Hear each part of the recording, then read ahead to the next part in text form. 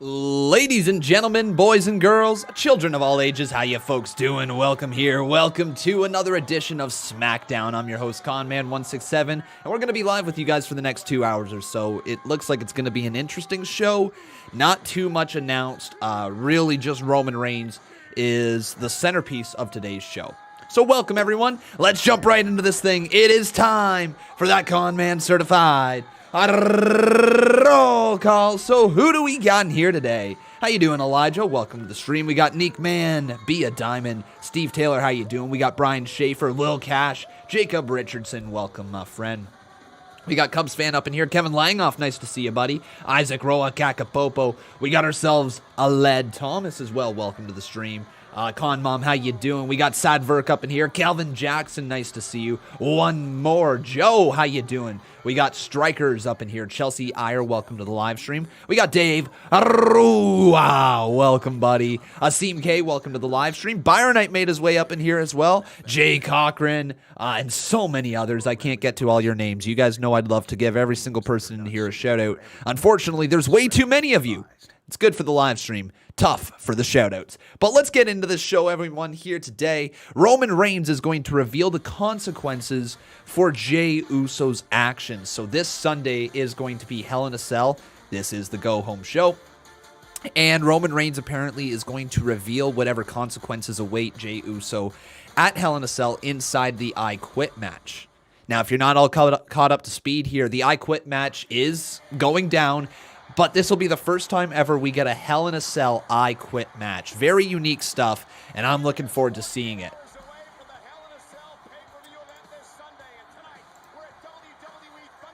Well, you know what? All right.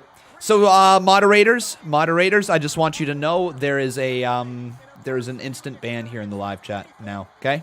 You guys know what to do. If you see that name come around, you know what to do now, okay, moderators? Thank you.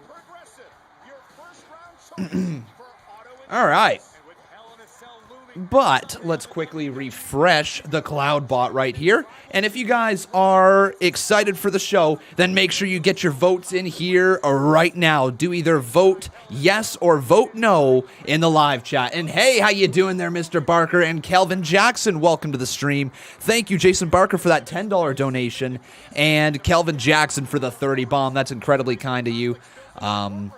It looks like the poll is not working for some reason. Hopefully that will... There we go. That kicks it in. And also tonight we're going to get Law and Otis. Whatever that means. A spin on Law and Order. Law and Otis. Are you guys pumped for Law and Otis? Either yes or no in the live chat. Let me know, everyone. But we're starting the show off with the one and only most versatile player in all of WWE, Kevin Owens. Here we go. Fulfill their contractual obligations. We're good, right? Everybody's where they're supposed to be now. Kevin making fun of the booking. To welcome you all to my first edition of the Kevin Owens Show in my new home, SmackDown. All right. New home for KO. Do you guys like Kevin? Yeah. Do you like Kevin Owens on SmackDown? You know what else I love is that my first guest for this very special Kevin Owens show, the first one on SmackDown, is a former four-time WWE champion and one of the most technically skilled competitors that have ever stepped foot Daniel Bryan, right? in this ring. I'm so excited to welcome the leader of the Yes Movement, Daniel Bryan. Here we go. So what do you guys say? Let's get some yes chants up in here in the live chat. I see you all here. 2 fingers up. Vertical position. Yes. Yes. Yes. Yes. Yes. It's Daniel Bryan, the former general manager of SmackDown, a man we never thought we would see wrestle again. Proceeded to turn into one of the greatest characters of the past 5 years. The eco-friendly WWE champion, Daniel Bryan. Still love that character. It's awesome to see Bryan every time he comes down to the ring. And we got to remember this. We are gifted extra matches from Daniel Bryan. We never should have seen him wrestle again. But he put in the work, and now we get to watch this amazing character continue to develop. but Kevin Owens and Daniel Bryan head-to-head on the Kevin Owens Show. Yeah, sure. Beautiful setup you've got here. Not bad, eh? Yeah. Sorry, that was in your way a little, but we took care of it. Daniel, first of all, I want to thank you for accepting my invitation so graciously. And I also want to thank you for mentioning me last week when you were talking about the list of superstars that you're looking forward to. I got to update his photo big time. That meant a lot to me because I actually look forward to getting the chance to do that as well. You know, we've done this a few times in the past. We've always beaten the hell out of each other. Yeah, but that's part of the thing. We pushed each other to be better. Right. And that's the kind of attitude that I want from every single superstar here on SmackDown. Okay. I think that's a great opinion to have. In fact, you've been pretty vocal about what you think the future of SmackDown should look like. So I figured tonight I'd love for you to elaborate on that. What exactly do you see as far as where SmackDown's going? So here's my vision. I want SmackDown to highlight the absolute best superstars in the world. And I think with our talent roster on SmackDown now, we've nailed it. I mean, our superstars are unparalleled. We have the best, fresh, young talent in the world. And, like, you take all these guys who have stepped up even before the draft. You got guys like Jey Uso. You got guys like Big E. Guys who are stepping up week in and week out. And I want to see who's going to step up next. And now, on a more personal note, one thing that I think would make SmackDown better for everybody watching is to have a championship defended each and every week here on SmackDown. And in my view, that championship should be the Intercontinental Championship. Okay. I would like to see the Intercontinental Championship defended in the ring every single week on SmackDown.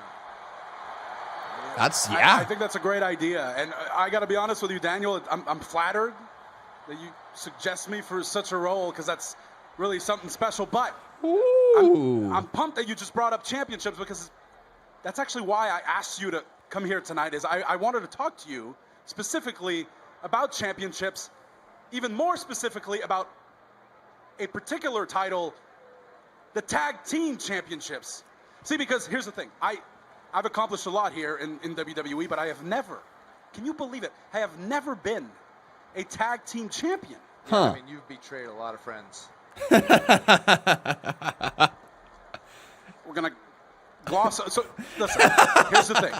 We're just going to gloss over that one. But I think you're focusing on the wrong part. The part you should focus on is imagine what we would be as a tag team. Oh, imagine, man. Come on. It would be incredible. Now, I even have the team name worked. It's worked out. What's the team name? Get this. Team Hell KO. That would be you teaming with Kane. What? No, not you teaming with Kane. I see the name. I see what you did. Well, okay, well, we can talk about the name later, but you and I as a tag team would be unprecedented. Okay? I need you to think about that. We'd be even better than you and Kane. I really think so. Wow. So bold. Here comes my boy, Dolph Ziggles. The Zigzag Man. Thank you so much, both Jason Barker and Kelvin Jackson, for your support. We will get around to the donations here very, very shortly.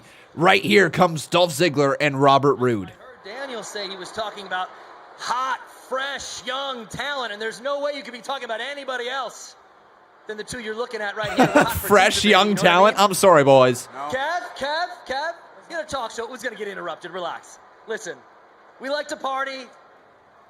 We want to jump. We run with the devil.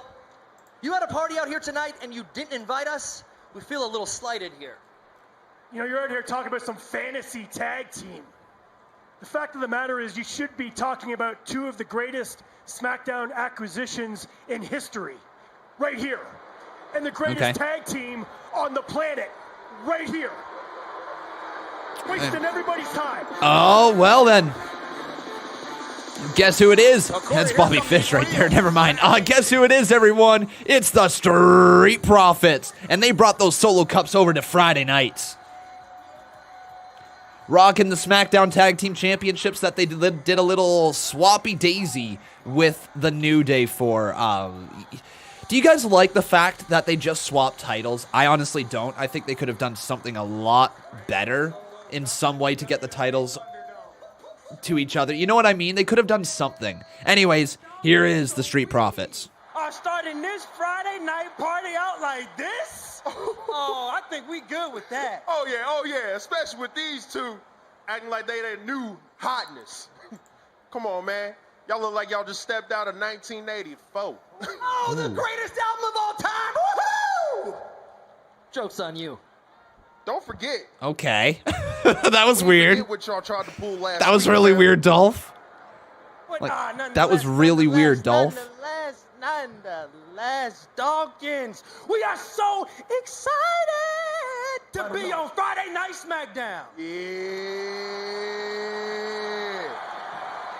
Tell them why, fam. Because the Street Profits are up and we want the smoke.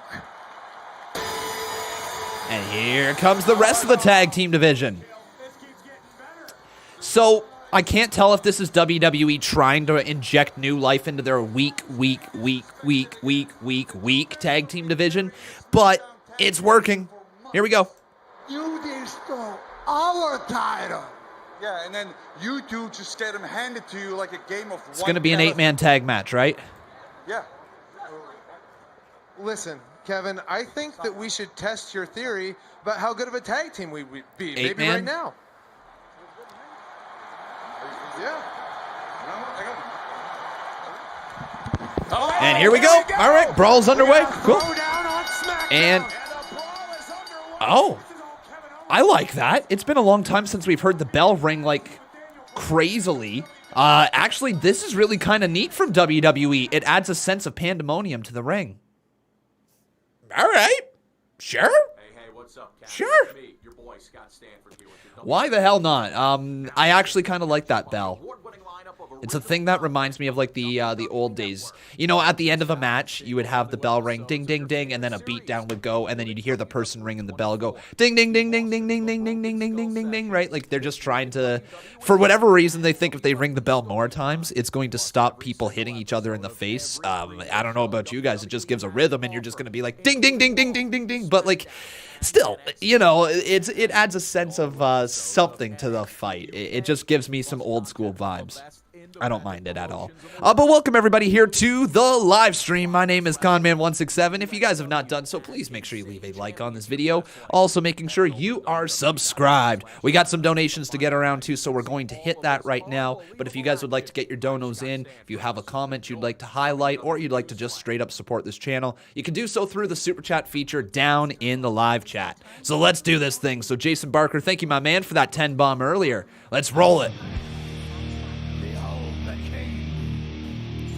The king of kings. And you know he is the new boss.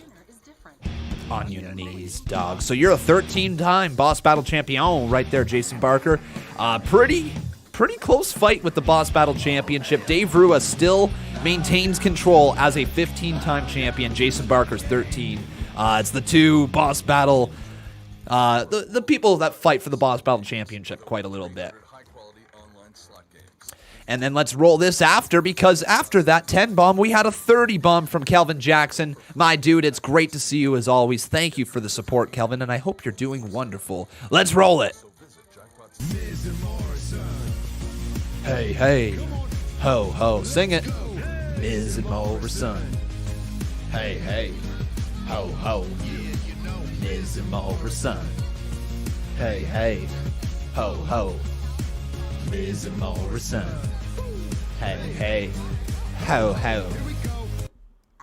And I'm not sure if anybody remembers, but if you weren't in the live stream on Wednesday, we do have a new $12 donation. If anybody wants to check out the $12 dono, I'm thinking some people might have a good laugh if you guys don't remember it.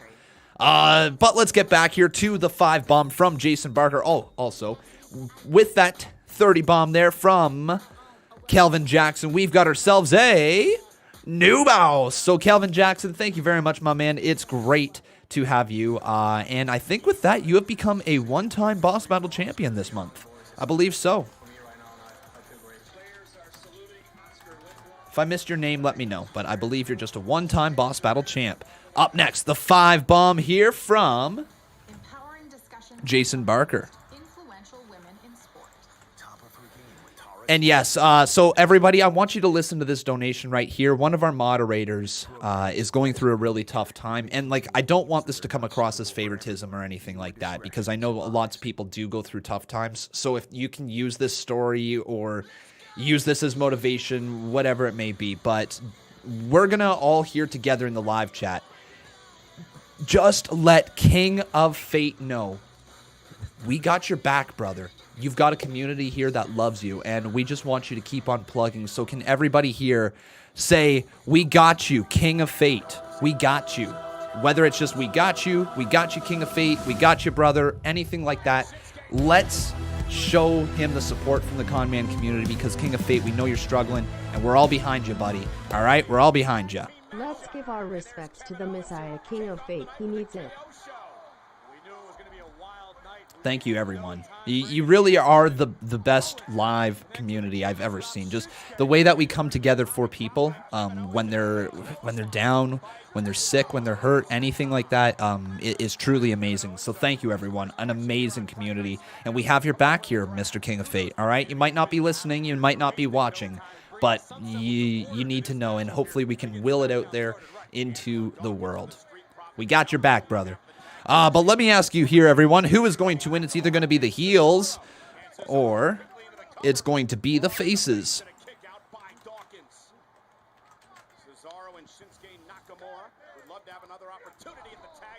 So, do you vote heel for the team of Robert Roode, Dolph Ziggler, Cesaro, and Nakamura? Do you vote face for the team of Kevin Owens, Daniel Bryan, and the Street Profits? Get your votes in now, everyone. If I had to say who do I think is going to win this match, it would make a lot of sense for the faces to win. To be honest, there's really no need to give the win to Robert Roode or Dolph Ziggler or Shinsuke Nakamura or Cesaro at the moment. Street Profits are the tag team champions. Yes, they're going to need to build up challengers, but right now the time isn't there to build up Dolph Ziggler and Robert Roode at the expense of the faces. The only way I can see this match going down if the faces are going to lose is if there's some sort of miscommunication between Daniel Bryan and Kevin Owens, and that is going to spark a feud between the two of them. That's the only way I can see it going down that way. After that 5-bomb from Jason Barker, we had ourselves another 5-bomb from Calvin Jackson. So once again, Mr. Jackson, thank you. I'm sorry, Miss Jackson. I'm sorry, Miss Jack. Wow, what the hell was that? I was going to try to sing I'm Sorry, Miss Jackson, but it came out not English. So just ignore that. That was really embarrassing. Drop that 5. Thank you, Kelvin.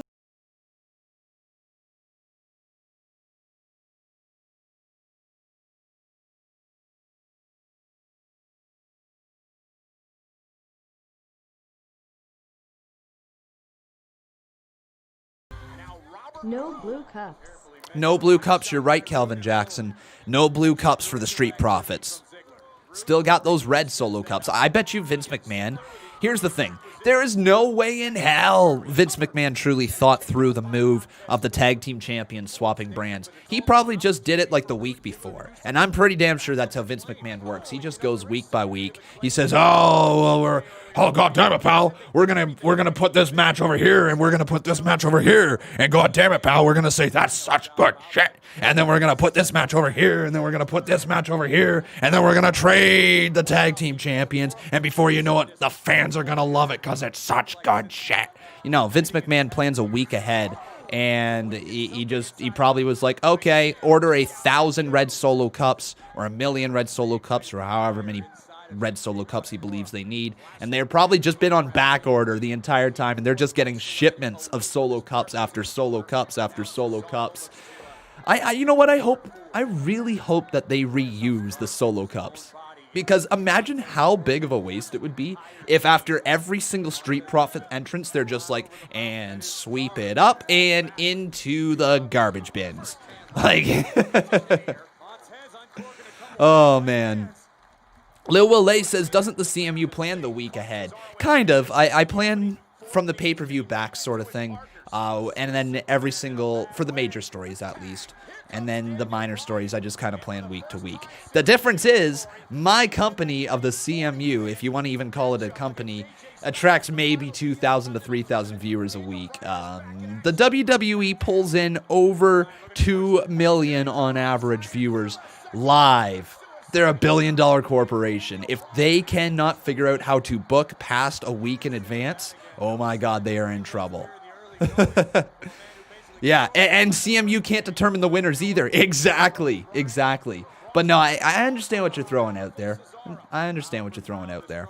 But the moment the CMU becomes worth $1 billion, then you can get on me for not booking more than a week ahead in advance. Dreadhead AJ, thank you very much, my man, for a $1 donation. Appreciate you. Oh, is Brian okay? Oh, crap. Guys, this isn't good. Daniel Bryan, I think Daniel might have hurt his knee. Hang on. I'm going to rewind here just a little bit. Daniel looks like he's hurt his knee. Yeah. Okay, guys, this does not look good. This could be a great sell, but watch this. Daniel Bryan goes up. He goes to do his little backflip over top of Cesaro and lands on his knee. Look at that, crunching and gripping onto his knee. That's the right knee of Daniel Bryan. So we're going to have to keep an eye on that in this matchup. Let's get back live, and we go to commercial break. So that's not good. Daniel Bryan, he's either selling really, really well, or he actually tweaked his knee. We'll have to wait and see, because Daniel Bryan is a fantastic seller, and the best sells are when they make you question, is it real? Because that came off of a spot, and the camera remained focused on him. I believe if he was legitimately hurt, generally speaking, the camera's cut away to somebody in the corner, the opponent, the commentators, whatever they got to do to take your attention off of the injured person. So most likely it's just Daniel Bryan selling. But still, he sold that really well coming off the top. And fingers crossed that he's not truly injured. We got some more donos, so let's get around to it.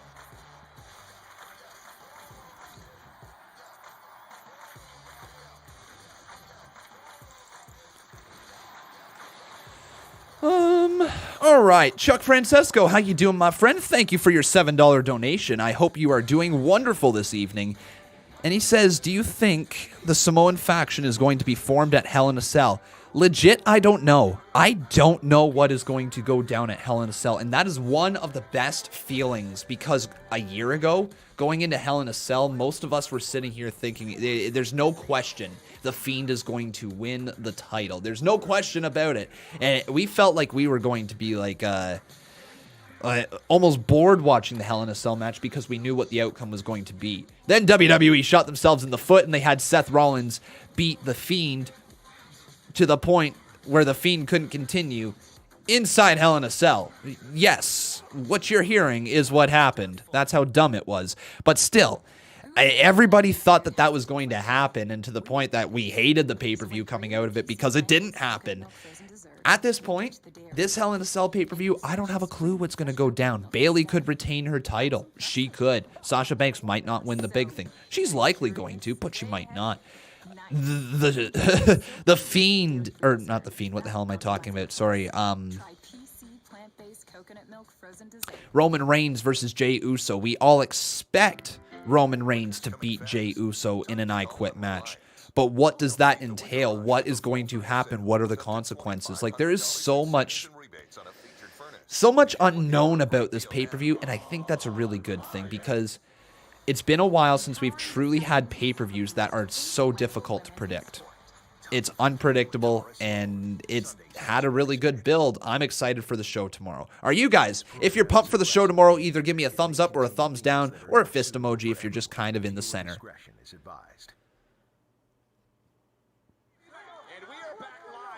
And we're back in this matchup, everyone. 8-man tag team match.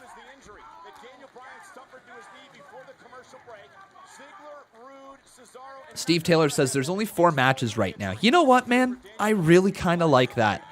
I like the fact that WWE isn't forcing matches to happen anymore. Yeah, really, before commercial, they're focusing on Daniel Bryan's injured knee, and now they're really still selling it. So this must just be the point of the matchup, to beat down Daniel Bryan's knee. His selling is still top tier. I mean, Daniel Bryan, we all know this, is for damn sure a future Hall of Famer, without a doubt. But the question is, does he ever get back to the WWE Championship? Does he ever reach that pinnacle again? Did I say Sunday? Oh, guys, or I must have said Saturday. Sorry, I meant Sunday. I do know it's Sunday. Apologies. I'm live tomorrow, so my brain must have done something weird like that. But Chuck, thank you, my man. So, do I think we're going to get the Samoan faction? I honestly don't know. Chuck, I honestly don't have a clue.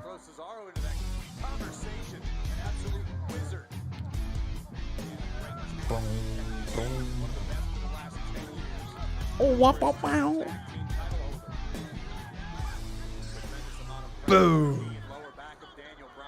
Do you think the Samoan faction is going to be formed in Hayak? Then we got ourselves a $5 donation from Austin James. My man, I'm going to ask you right now, please hold on to every cent that you've got, okay? You need it. Please, dude, do not be sending me any more donations, Austin. Okay, my man? I just want you to be good. I want you to be safe, and I want you to be secure. Please do not be sending any more until you are A-okay. All right, my man? But asking me if you should stop financially supporting your ex-girlfriend's family because they won't let me see my newborn daughter for untrue reasons. Once again, my man, this family that is hoarding you away from your daughter, you know, you got to continue to fight for your daughter. You got to continue to fight to be in her life. You got to continue to support your daughter. No, you don't just get the opportunity to just stop and walk out of her life. You don't. No matter what is going on with the family, she is your daughter. And I know there's some ridiculously tough things that you've got to try to overcome right now, but she's your daughter. You have a legal right to see her. Her family cannot keep you from seeing your daughter. So you have every single legal right. I have told you this. You can go to courts. You can get custody. All right? You can do that. That is what the courts are there for. They're there to protect you in times when this happens. So if you would like to move forward with that, that's my only advice to you, my man. It's my only advice to you.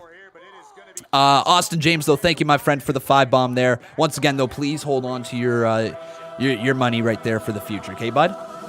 Oh, we're going to hit it, though. I missed it. Crap.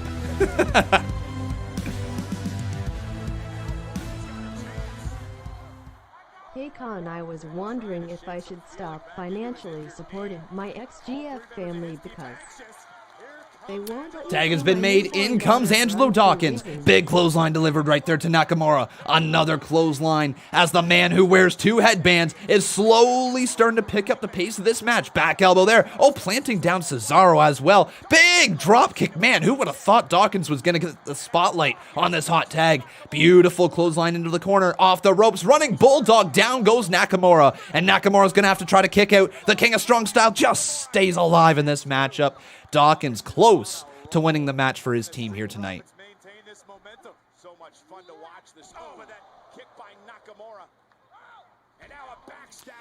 Well, Austin James, what I got to say right now is your mom, I don't know, and I'm not really looking to know much more about the situation, if I can be honest. There's too much personal stuff that was been shared, and I just cannot wrap my head completely around it.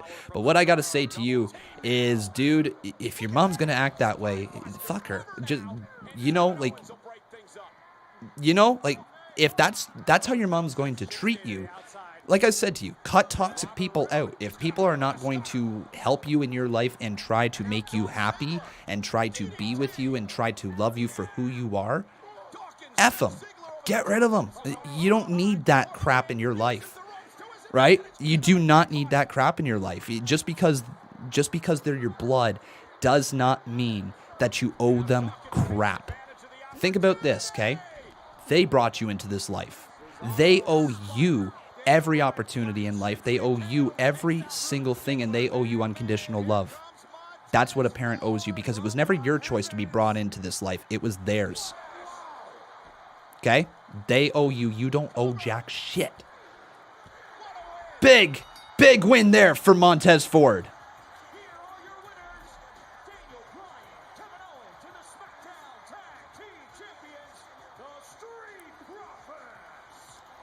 Yeah, that was actually a good I just realized Kevin Owens has a tie still on. Oh, no. He's still got a tie on. Did Kevin Owens go through that entire match with the tie still on? Man, still incredible, though. The Street Profits are up, and they got that smoke tonight. Daniel Bryan chanting yes towards all the screens. What? We're going to get ourselves Murphy versus Rollins tonight?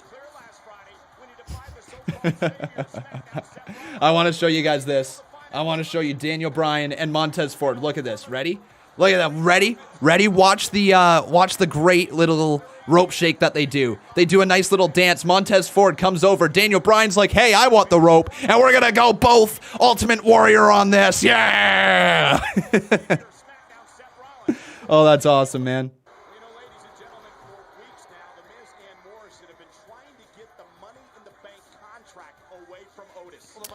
We do have some more donations. Thank you, everybody. It's incredibly kind of you to support the channel this way.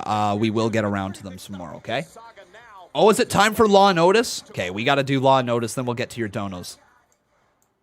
In the WWE justice system, superstars are generally represented by attorneys. No way. Except oh, for my God. Otis, who has decided to represent himself. Law and Otis, man. This is his story. Yes! Bum, bum, bum, bum, bum. Bum, bum, bum, bum, bum. Oh, it's Ron Simmons! Damn! Court of Thunderdome is now in session. Yes. The Honorable John Bradshaw Layfield presiding. Oh, and it's going to be JBL as well. Oh, the APA. Wow, JBL be balding. Be seated. For the record, in this case, the plaintiff, Mr. Mizanin, is suing the defendant, Otis, for emotional distress, wanton destruction of property, creating an unsafe work environment, and money in the bank negligence. With that being said, counselor, please proceed with your opening argument. Thank you. Actually, Oh, I got this. Miz has it. Your Honor, I am here for the truth. Case law is on my side. I can cite Intick versus Carrington, Schmuck versus United States, Marbury versus Madison, but more importantly, the truth is on my side. And the truth is the defendant has victimized me, both physically as well as emotionally. And has not upheld the responsibility. Look at Otis, man. Look at Otis. Oh, as a one former sec. Money in the Bank winner, it is incumbent upon me to right this wrong and lawfully remove. Yeah, look at him, man. From his look at him. And place it Man's in a gem. the hands of an honorable WWE superstar. Your Honor, I am that WWE superstar. And that is the truth. Well said, bro. Otis, do you have an opening statement? Yeah. Yes, sir. I think I deserve the Money in the Bank contract because I won the Money in the Bank ladder match. Yep. Thank you. Okay. Sure. That's a good argument. It's a good argument. You're fired. Well, she gone. And kick in the music. To be continued. Oh. I hope we get a verdict tonight. I can't wait any longer. I'm losing sleep, Cole. Well, up next, it is the EST of WWE. Damn. Okay, let me talk about that. Is Bianca going to wrestle? Or is this just another video package? I don't know. Okay, so here's the thing that I want to extend to you guys. What helps AEW segments, their comedy sketches, and why they have knocked them out of the park every single time is because they let them run. What I mean by that is they don't present them in short little bursts. They let them run for 5 minutes. You know, they let them run for 6 minutes, 7 minutes, whatever segment time they can allot to them. And it allows you to get in that mindset where you're willing to go from this is crap to, okay, I'm actually enjoying it, to laughing along with it, right? It's cringe comedy, so it takes a minute for you to get adjusted to it. And if you take it off the screen after 30 seconds to a minute and a half maybe, you're not giving the fans enough time to digest. I understand why they did the to be continued. They want to get fans throughout the night to come in. They want to boost ratings any way that they possibly can. They want it going on social media. They want to do the hashtag Law and Otis. Like, that's their goal. And you see their goal from a bigger company perspective. You understand why they're doing it. But here's the thing. A lot more people are going to tune into your segment afterwards if it is incredible. And you know, you can throw any segment out there, whether it be the debate between Orange Cassidy and Chris Jericho, or as just as recently, the song between MJF and Jericho, right? The Dinner Debonair. It was all aired in one single go. The comedy was within that one single 5 to 10 minute segment, and you're willing to accept it. You're willing to listen to the type of comedy that they're presenting, and you're willing to go with a little bit more of an open brain because it's presented all at one time as opposed to scattered throughout the show. So that's my opinion. I bet you it's still going to be entertaining. Law and Otis is still probably going to be fine throughout the night. But if you hook someone, don't take that hook away, right? Once you have someone hooked, you got to capitalize on the hook. Otherwise, you're just delivering an empty TV show. Once you've hooked the audience, once you've presented that hook, keep them around. It's like cutting away to commercial breaks. WWE always cuts to commercial breaks off of a high spot. Why would you go to a commercial break after somebody just did something dope? You've captured the audience attention. They've looked up from their phones. They've looked up from their computers. They've stayed on your TV. But now you're telling them, okay, you got to sit through 5 minutes of commercials before you get to continue the action? No. That's how you lose attention. That's not how you keep attention. That's how you lose it. So WWE, their pacing on the shows has not been great. And it hasn't been great for a long time. And you guys know that I've been a big complainer about pacing of the shows. And this just seems to happen to fall into it once again. But let's get to some donations before I miss my time frame, because there is a decent amount of them in the queue. So thank you, everyone. I appreciate you. Up next, we got ourselves a donation from Paul Carpenter. Thank you, buddy. And Paul says, I honestly don't see Ziggler and Rude as a tag team. They both need to be by themselves, or James Storm needs to come in with Rude. Yeah, I mean, it's better than letting them toll away in the mid-card with no direction, no story, and nobody to play off of. Like, I see why they threw them in a tag team. It does make sense.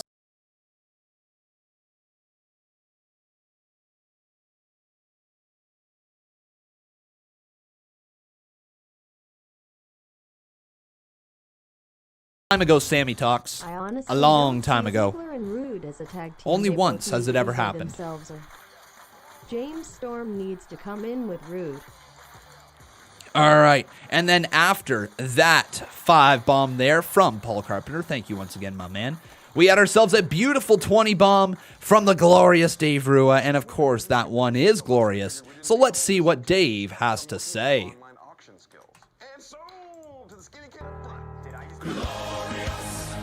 No, I won't give in till I'm victorious, and I will defend. Just because he's on TV, winking face, winking face, winking face, winking face, winking face, hey Jay Barker, hand waving. Oh my, and guess what, with that, Dave Rua became the new boss and a 16-time Boss Battle champion as he's waving hi to Jason Barker. Oh, look at that sass from Dave as he continues to extend his lead in the Boss Battle Championship. I really didn't get around to enough donos there, guys. I will try to rush through them. Well, not rush, but I will try to get to them as soon as possible. Up with the smoke, right? Fist me, boys!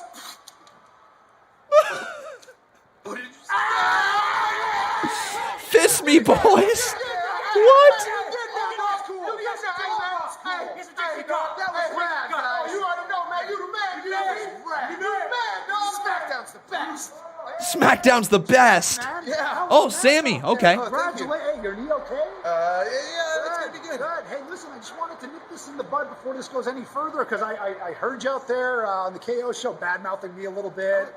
You were bad-mouthing me. You're talking about how the Intercontinental Championship should be defended every week. And I just want to stop you right there. And I want to tell you that I don't share your vision. Okay? I happen to think the Intercontinental Championship is special and valuable. And most importantly, it's mine. It's mine, which means I'm the one who dictates the terms. I dictate how often it gets defended and who gets the title opportunities around here. And can I remind you that I've already successfully defended it against some of the best talent around here, which, lest we forget, includes defeating you for it at WrestleMania. So just do me one favor. Going forward, whatever visions you might have for the Intercontinental Championship, just keep them to yourself. No one needs to hear them. Because as long as I'm the Intercontinental Champion, I'm going to do things my way. Love it. Love it. There you have it. That's that. The Great Liberator has spoken. And there Ooh, is Zelina Vega. So clearly WWE decided to move away from Zelina Vega as a manager. Questionable. Honestly, legit, questionable. I understand they need to try to make more stars inside of the women's division, and Zelina Vega can wrestle. She's a little green still. I don't know if it was just the last match that we saw, but she was still a little green, maybe just a little too much ring rust. She has not looked all that great ever since being put into the women's title picture versus Asuka. In my honest opinion, she has looked mediocre at best. She stood out as a manager. So I'm waiting to see if she's able to really, really pull everything together. Her Hurricanrana is a thing of beauty. Like, we know this. She's got a great Hurricanrana. She can fly around that ring. She can be smooth, but she isn't super smooth yet. And she is in the ring right now with Bianca Belair, one of the best up-and-coming talents. I do think Bianca Belair is mega money. She's got SmackDown all over her gear. But I really do think Bianca Belair is absolute mega money. So let's get this matchup on the screen.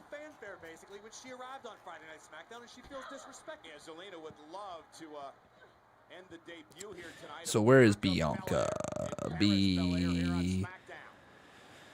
I don't have her photo apparently. Okay, let's try to get Zelina Vega up here. So we'll start with Zelina Vega. And then let's get... Oh, nice move there from Bianca Belair. Bianca Belair, let's make her go up on the screen.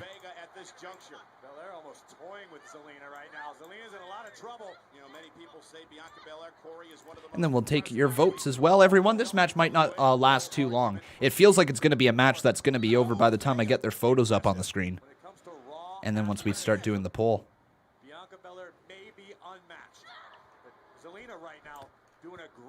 What do you think the potential for Bianca Belair is, everyone? Do you think it's main eventer, like women's main eventer? Do you think she's a star in the making? Or do you think she's going to be a flop? What do you think, everyone? Oh, what? What a right hand from Bianca Belair. My God. And Bianca, she's going to go... Wow, look at this deadlift. This is impressive. The EST is definitely the strongest on SmackDown, and she's also the woman who hits the hardest. She's the fastest, she's the toughest, and she's going to be one of the best EST, that has EST in it too, one of the best superstars ever to hit SmackDown Live. Nice little shot there to Zelina Vega. Picks her up, locked and loaded. Time for a little KOD, the kiss of death. Good night. 1, 2, 3. Great.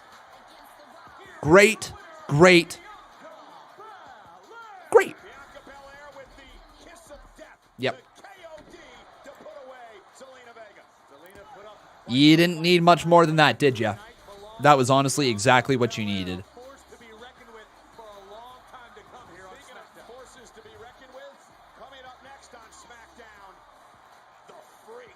Oh, the Freak is here. Oh, it's going to be a promo for Lars. Okay, that actually gives me time to run through some donations. So let's do that right about now. And how you doing there, Jordan Williams? Great to see you, my man. So after Dave Rua's 20 bomb, we had ourselves a 5 bomb right here from Jason Barker. So Jason Barker says, I like the look of the red cell as opposed to the classic silver cell. Yeah, man. You know what? I understand why they did it. They needed something to look a little bit better on camera. And I don't know if it's better, but it's definitely good. Missed that one. Oh, Lars Sullivan backstage. He's actually got a promo. I like the look of the red cell as opposed to the classic silver cell. Oh, the Freak is live next. Okay. You know what we should do, everyone? If you're listening at home, let's try to keep track of how often Michael Cole says the word the Freak or calls Lars Sullivan a freak or something along those natures. Let's try to keep track during the match. So can everyone do that in the live chat? Every time you hear the word freak, if you're watching along at home, just type the number of the amount of times that he said freak. So whether it's like 1, 2, 3, just keep counting up, okay, everyone? And then we'll go with the majority of the live chat. So let's see how many times he says it. And we'll also do a poll. We'll ask you if it's over or under a certain amount. Because he's a freak. Okay, everyone? So we're going to do that when we come back from commercial break. Sportsnet now. Keep calm. But Dave Rua, my man, 16-time Boss Battle Champion. We got ourselves a $2.79 donation from Matthew Bonneau. How you doing, man? Con, can you read my tweet about Walter versus Dragunov for the UK title? Sure, my man. Let's head on over to Twitter and check that out. Good choice. Head and shoulders. Keep your Here comes the money. Here we go. Money talks. Here comes the money. Your tweet's not even there. Take it up to 100. What? Your tweet's not even there, my man. Oh, there it is. There we go. Are we looking at the new NXT UK champion? Oh, so you just wanted to let me know that Dragunov is going after the UK title. Okay. That's decent. I think Dragunov's a good talent. Then after Matthew Bonneau's $2.79 donation, we had ourselves Jared Smith. How you doing, Jared? Thank you for the support, my man. Apologies that it took so long to get around to it. I hope you're still here in the live chat. I don't usually see you dropping donations, so I don't want you to get the wrong opinion that I'm ignoring you, because I'm not. So Jared Smith says, what's your most anticipated match going into Hell in a Cell? Enjoying the stream as well. Great to hear that you're enjoying it, my man. I'm looking forward to Sasha Banks versus Bayley. How could I not? That is going to be so good. Oh my, like Sasha Bayley. That was one of those matches that really caught my attention back in NXT. The match, was it Iron Woman match that was first, or was it something else? I think it was Iron Woman. That was the first match, the absolute classic between them, correct? I'll wait for the live chat here to agree or disagree with me. Yes? Okay, so it was the Iron Woman match. It was really good, and I just want to see them replicate it. This time, though, even better. Hell in a Cell. This feud has been phenomenal. I'm looking forward to it. And, yeah, if I had to say that which match I'm looking forward to the most, it's that one. No, I won't give in. I won't give in till I'm victorious. What's your most anticipated match going into Hayek? Enjoying the stream as well. To accept a match with a superstar who's done nothing but bring carnage and destruction to this WWE return. Well, basically, kid, I'm fed up. Okay, I've had it up to here. Okay, is he face or heel? I can't get drafted on Raw. I can't get drafted on SmackDown. I mean, what are we doing here?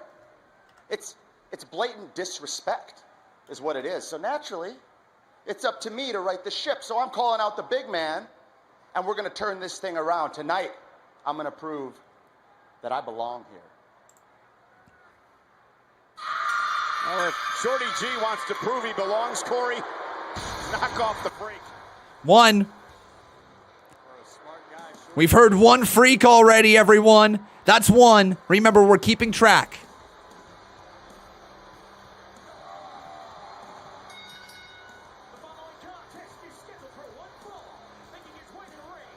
Lars Sullivan has a different theme. Lars Sullivan has a different theme. Oh, two. The announcer said freak.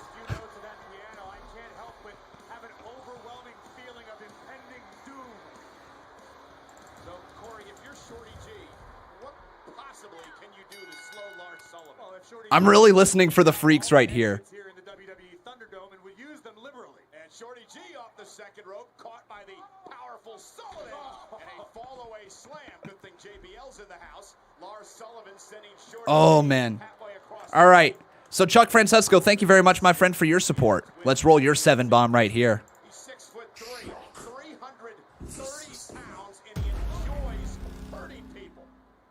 That athleticism off the charts. Oh, just knocking. Shorty G, not just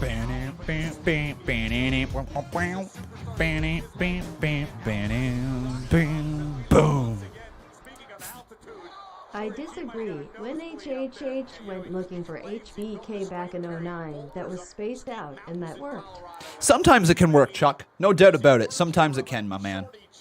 Just usually speaking, it's better to captivate your audience all at once. Oh, Shorty G raking the eyes there of Lars Sullivan. Okay, Shorty G.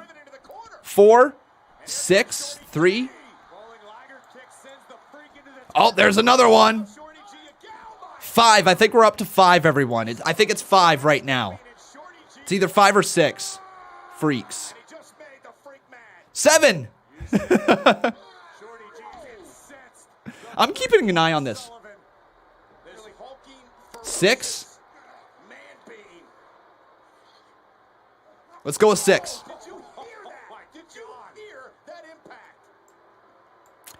Here, let's go with this. Someone get the ground screw out here to scrape Shorty G off the mat. The freak with the freak accident. Oh my God, what is that, 8? 9? I think that's 9. Folks, I think our freak counter is 9. 10! 10! 10! 10! 10! 10!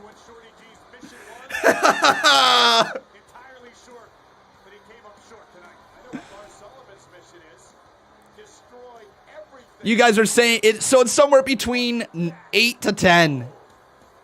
Wow. Somewhere between 8 to 10. Oh, there's another one, Corey Graves. That's 11.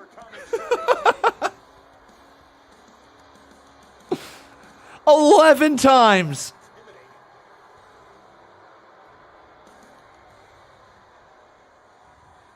Well, Shorty G, how do you feel? I quit. What? What? Shorty G just quit? Shorty G just quit. Well, Gable just quit. Tonight, a former disciple of Seth Rollins, Murphy, gets the opportunity. Shorty G just quit, everyone. That's Murphy versus Rollins here tonight on Friday Night SmackDown. okay. There's a story. There's a story. Shorty G. Now, please welcome two-time WWE champion, two-time Universal champion, and one of the biggest stars to come to SmackDown in the WWE draft, Seth Rollins. Seth, tonight you face your former disciple Murphy, who we saw last week. Join in on the fun with the Fun. Oh, yeah. So much fun. My disciple, Murphy. Yeah, you know, the guy that I plucked from obscurity. That guy. The one who I guided spiritually. Who I guided emotionally. That guy disrespecting me and assaulting me. So much fun. Such fun. That's your idea of fun? My idea of fun. Sorry to everyone who's dropped donations still that I haven't got around to. We got 4 more still to get to. I'm not ignoring you, I promise. For this match against Murphy for a very specific reason. Murphy, like a lot of you, are confused. His emotions are tearing him apart. They're pulling him in different directions, and I understand. But what he needs to understand, what you need to understand, is that the greater good is all of us. We all have a role to play, and Murphy needs to understand his. You see, I am a Messiah. Murphy, a disciple. I am a savior. Murphy is a walk behind her. Okay. No shame in that.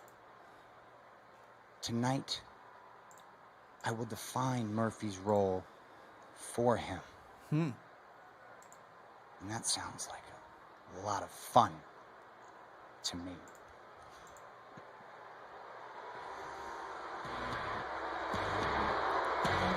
There you see the Universal Champion, the Tribal Chief, and his special counsel, Paul Heyman. Tonight, Roman has promised to reveal the consequences. Tribal consequences. How much do you want to bet everyone that Vince McMahon right now, he's just in the back, right? Like, with this Roman Reigns stuff, this Tribal Chief. And you know Vince McMahon is just at full staff all the time, stroking his own ego. You know what I mean? You just know that he is, he's so rock hard. He just loves what he is seeing going down. Like, this man, he is full on McMahon. Oh, God, yeah, such good shit, right? Like, that is Vince McMahon with Roman Reigns right now. He is loving every bit of this. God. Oh.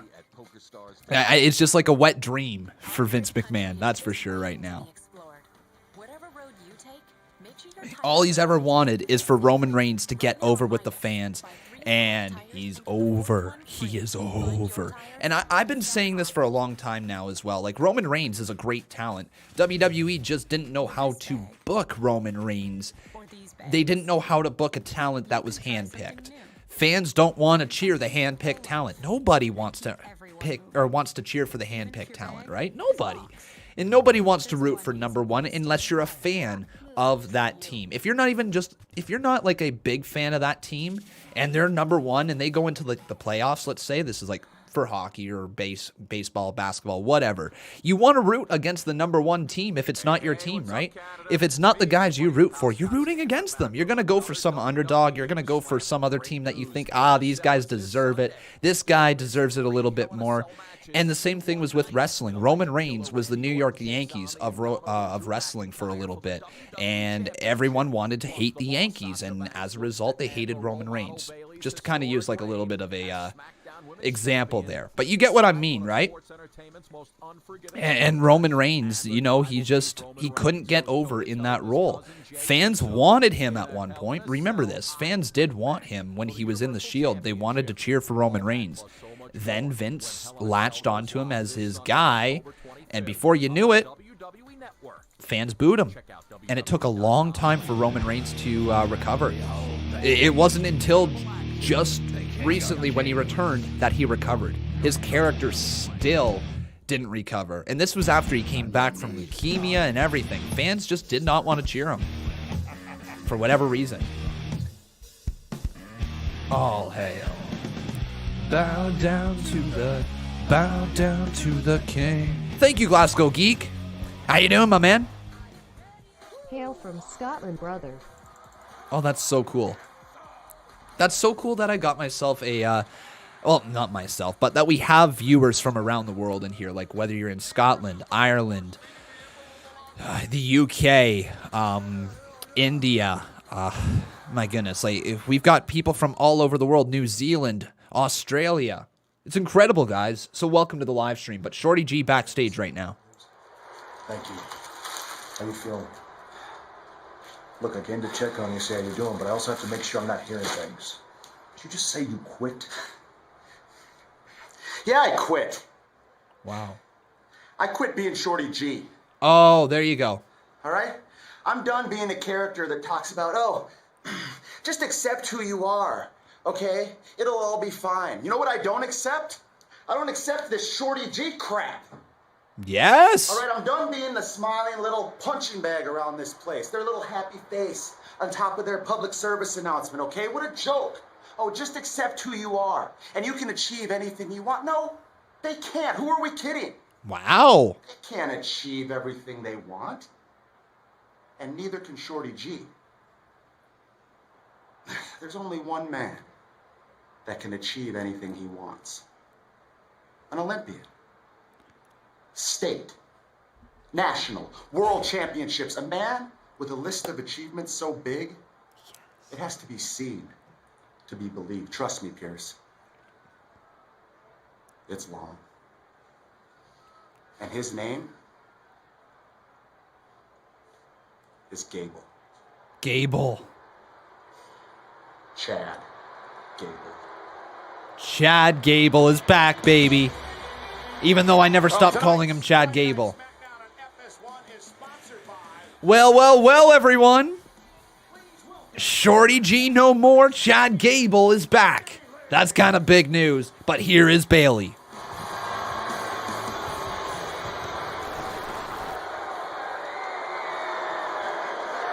Every time we see Bayley on SmackDown, she's making history yet again. I didn't even have to come out here to address this tonight.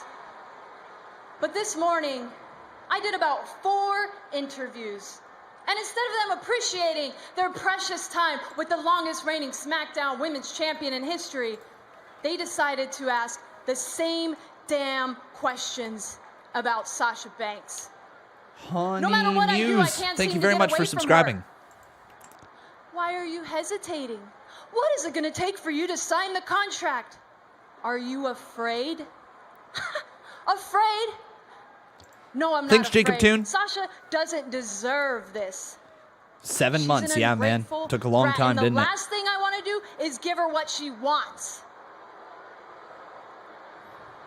See, I did what I did a few weeks ago because I want to be done with Sasha Banks, but now it seems that she's an even bigger pain in my ass than she was before.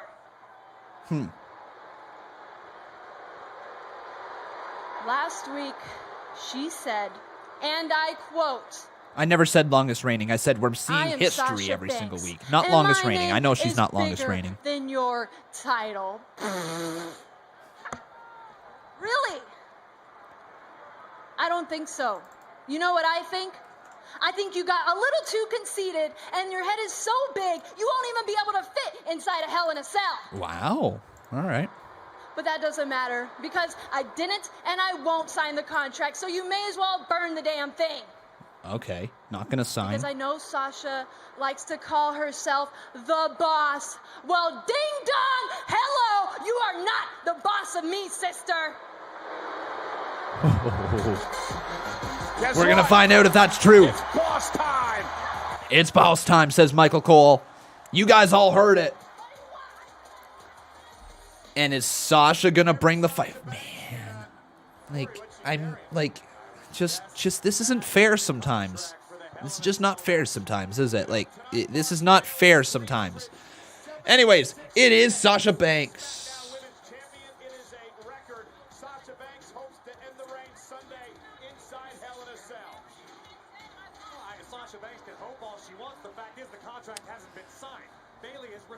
It's sip time. Okay, all right. Simp time up in here. I'm not signing this stupid thing. I don't do what you tell me to do. You better sign this. You started this, and I'm gonna finish it. I better sign it. Come on. I better sign it. Uh-oh, steel chair, steel chair. Bayley misses on that one, though. Sasha has the belt in her hand. Just give me the title back and we'll talk about it. Give me the title again. Then sign the contract. There we go. You want it, sign the contract. Give me the title. Sign it back. Sign it, she says. Yeah, that's cool. Sign the stupid thing for me, okay? Oh, tug of war. Oh, what a knee from Sasha. It's like the tug of war between Brock and Roman, only better. Oh my God. Oh my God. Sasha. What is she doing? Standing on the neck of Bayley with the chair around her neck. Oh, but Bayley just kicked Sasha in her face. Bayley trying to get herself out of the chair. She's in a tough predicament. Oh my God, Sasha! Sasha, what? Wow, Sasha's got a big submission hold locked in. She's going to try to make Bayley sign the contract. She's going to try to make Bayley sign the contract as Bayley is caught in the chair. This is incredible. Listen to the pain. The pain from Bayley. Is Bayley going to sign it? Oh my God, Bayley's going to sign it. Bayley signs the contract. Bayley signed. Match is official this Sunday. She signs it. And Sasha now has the Women's Championship in her hand. On Sunday, I'm going to take your title. And I am going to finish what you started. Love it. And it takes place inside the confines of hell in a cell. Well, now, ladies and gentlemen, this Sunday, it is Sasha's time. It is Sasha's star-making moment. There is not a better character, more primed to take a title in WWE than Sasha Banks. She is ready. This is the star-making moment. This Sunday, Sasha Banks is walking out with the Women's Championship. I'm calling it. It's happening.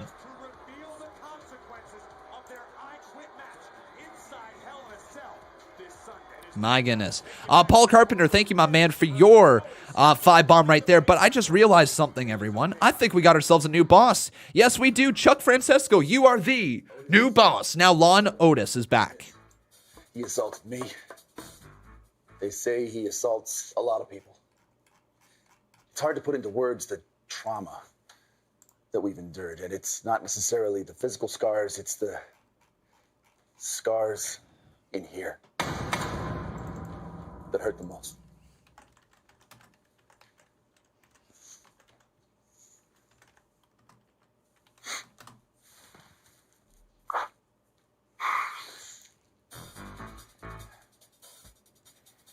I was in that Money in the Bank ladder match. Oh my God, what? 8 of us walked in, Why is Ray there? and only 1 walked out. And that was Otis. As far as I'm concerned, he should be able to cash in that contract anytime he wants. He wants straight up. Good guy, Ray. Oscar?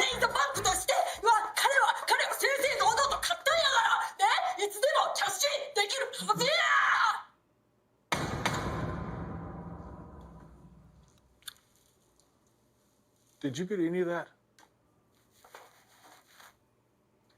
Every single word, player. Oh, okay. Teddy Long. What? What? Holla, holla, holla. Ducky. While he might not be Ducky. as educated as some, the big man is sensitive. Miz, you crossed the line. You had his girlfriend, Mandy Rose, traded to Raw. So as far as I'm concerned, you deserve everything that's come your way. Is that so? Your Honor, permission to treat the witness as hostile? I love Ron Simmons just in the background. So, Tucker, you're testifying that I deserved the emotional distress, unsafe work environment, and destruction of property caused by Otis. Yes. And is it true that during this time, Otis neglected the Money in the Bank contract? Neglected? What does that even mean? Just answer the question! All I know is that since you started screwing with Otis's life, all he can focus Tucky's a on star. is beating the crap. Tucky's a star. Guys, Tucky's going to be a star. A big man who can move around the ring and speak. Star. I've said it before and I'll say it again. Star. S-T-A-R. Star. Order in the court! Order in the court! Everybody, shut up! Ron Simmons laying down the law. We'll take a short recess. And Otis. When we reconvene, I'll render my verdict. All right. That was good. I got to pee, player. I'll be right back.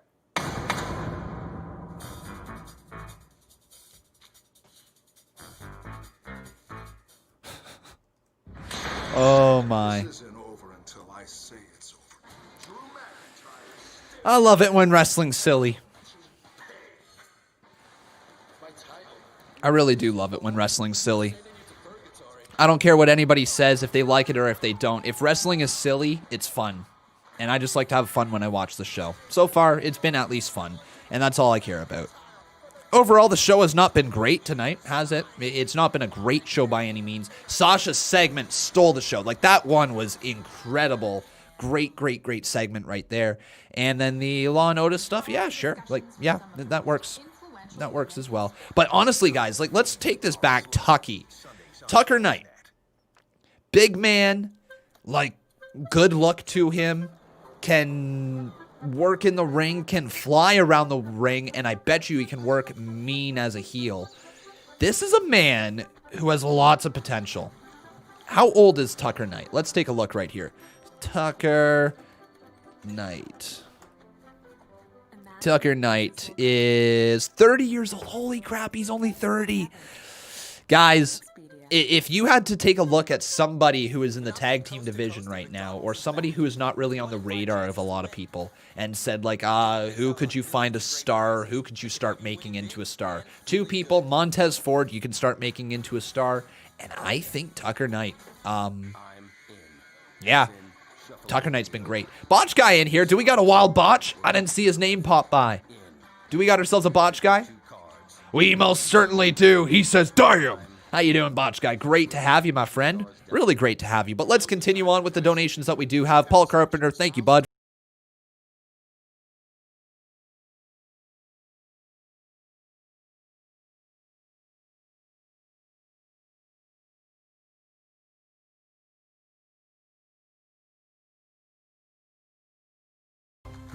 Belair's definitely main event status, but Selena Vega, I know she has it in her, but she might need a partner like Raquel Gonzalez. I mean, the show, it's had its moments. The Sasha Banks thing and the Law and Otis stuff has been mildly entertaining. The 8-man tag team match, while it wasn't great, it wasn't bad. To be quite honest, it's not been a great episode. Like I said, it's not been a great episode, but it's also been serviceable. I haven't found it boring, per se, in my opinion.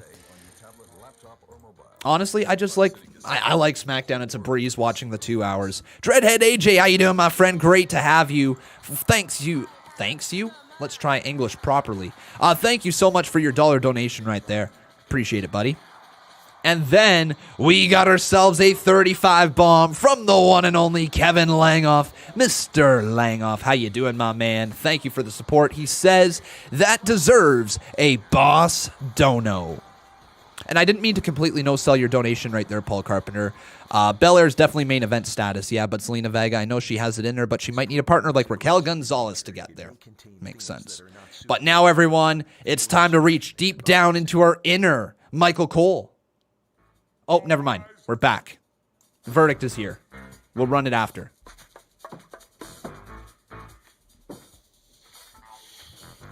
Tucky's now sitting next to Otis because they're friends, I guess. Didn't know that you could just have friends next to you in something is missing in the and courtroom. That something is the truth. I'm supposed to believe that Otis is Mandy going to be put on the stand? Is Mandy going to have to be the one? Destruction of property. Does Mandy screw over Otis? Safe work environment. Or Sonya Deville? He's a WWE superstar. That's pretty much a job description. If those were crimes, Ron Simmons and I would be serving a life sentence right now. And Ms. Ethiopian Wrestling, thank you. About your accusation of Money in the Bank negligence, it is true that Otis has not cashed in yet. But that is not negligent. It is clearly established in the contract that the Money in the Bank winner has a full year to cash in.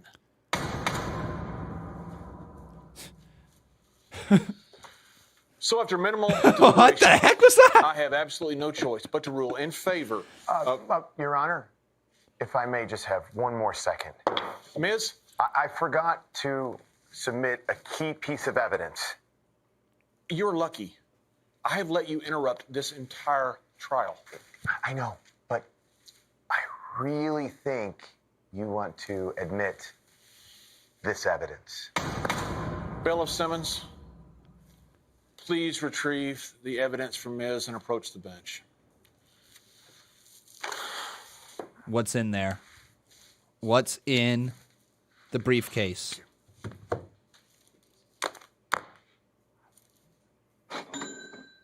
Uh-oh, there's money in there.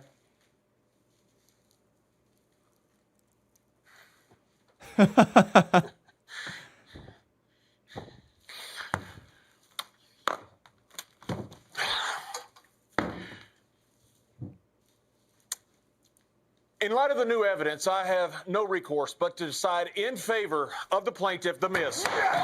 Wow, Miz wins. Okay, so what's the result going to be now? JBL just got bought out. Hell in a Cell this week, and you will face The Miz, and the winner will get and keep the Money in the Bank. What? We are adjourned. Holy crap. That's massive news, everyone.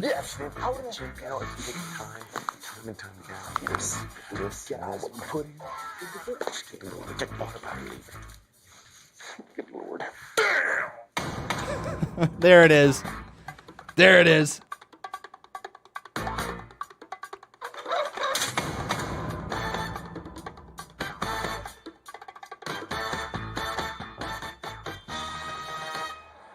I wish it was so.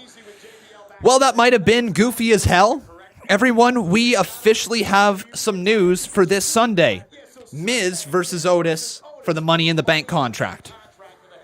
I think, here's the thing. Either Miz is going to win the Money in the Bank contract and they want to try to get Miz back to the world title and they just had enough with Otis, or this is just to try to reintroduce Otis as Money in the Bank champion or the Money in the Bank contract holder and essentially try to get him more over.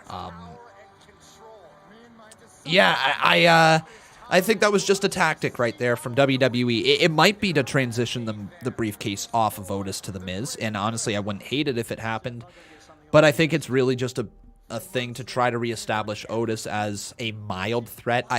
I don't know if that man's ever going to successfully cash in the Money in the Bank contract. I legit don't. I would have really preferred if this led to a storyline, something like Mandy gets traded over to Raw. Otis is so jealous of it, and not jealous, but Otis loves Mandy so much that he is willing to do anything to trade her back. And so I thought it was going to lead to something along the lines of Otis offering the Money in the Bank contract to The Miz in some sort of storyline. Something along the lines of like, I will face you at Hell in a Cell for the Money in the Bank contract, but if I win, you have to use your influence to bring Mandy Rose, my sweet, beautiful peach, back to me on SmackDown. I thought that was the direction they were going to go into. Something like that. They went with the court case. They get the match still. The match was going to happen for the Money in the Bank briefcase. It's just how you were going to get to it. It is what it is. It is what it is. Let's roll this 35 bomb, though, from Mr. Kevin Langoff because it's boss time. What? Oh my. Could it be? It is! It's boss time! Had a dream, I learned the lyrics. I could have Googled them, but I didn't. So today. Conman's been singing this song for nearly a year. He still does not know the lyrics, so I'm gonna not look it up on Google. That deserves a boss don't know.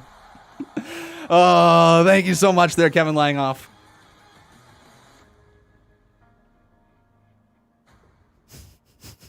This is going to be really good, though, between Murphy and Rollins.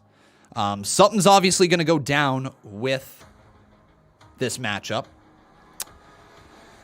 It might have a clean end. It might have a clean end. It might not.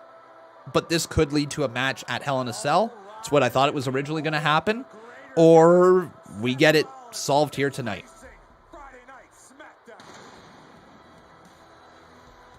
But there's the Messiah. It just says Messiah, not Monday Night Messiah. He's just the Messiah. Seth Rollins.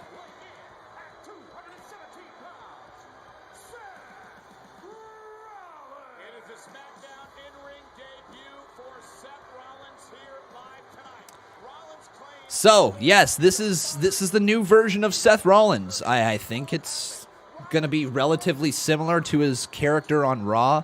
Maybe a little less gimmicky. I don't know. Like, it's weird. If you guys take a look at the history of WWE and you take a look at some of the greatest superstars, they always have, like, a beautiful story, but that story doesn't...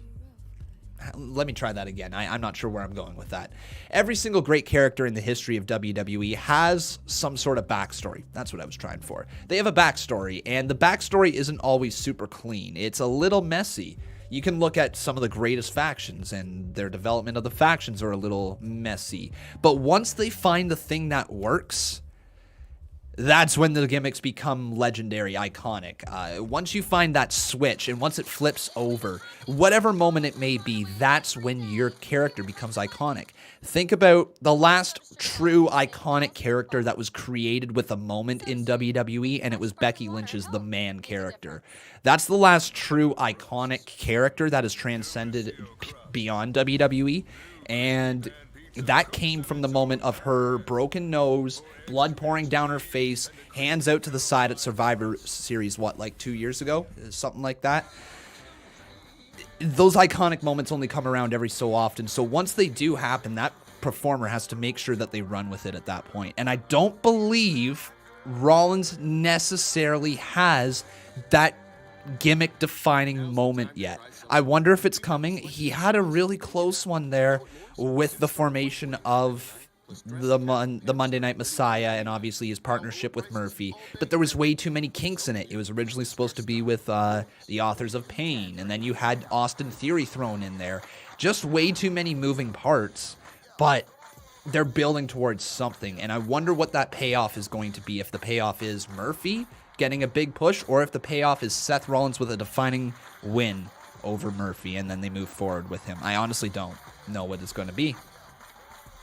But every single great gimmick has a moment that you can kind of put your finger on it and say, this is the moment they became a star. And I'm not sure if Seth Rollins has that yet. He's a guy that we're always going to remember. But the question is he going to be a Stone Cold Steve Austin at the end of his career? Or is he going to be closer to a Mr. Perfect? Yeah, I know those are two big opposite end comparisons because Mr. Perfect never won the world title. But you know what I mean? Like, is he going to be just a guy who is really respected within the business? Or is he going to be a man who transcends beyond the business? And Rollins doesn't have that moment yet.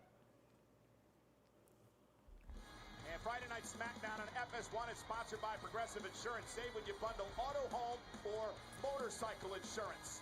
We are set now for this very personal match. Here's Murphy. Seth Rollins calls his disciple. Murphy inside the ring, the self-proclaimed Messiah, Seth Rollins. And Aaliyah is watching on. Aaliyah watching onwards for this matchup. So let's get Buddy Murphy up on the screen. That might be the understatement of the year. Did you ever get into a fight because you wanted to be friends with somebody else? You know, Corey, don't start spreading rumors now. They've exchanged some And let's get Seth Rollins nonetheless, we now get underway with Rollins up on the screen. Seth Rollins claiming that he will define Murphy's role for him, and this should be, quote, a lot of fun here tonight. And this is exactly what Murphy... So this match has been built up to for quite some time. I want to know from you, who do you think is going to win? It's either going to be Seth Rollins, without a Seth Rollins to guide him along the right path, Murphy's going to be lost for good. or is it going to be Murphy?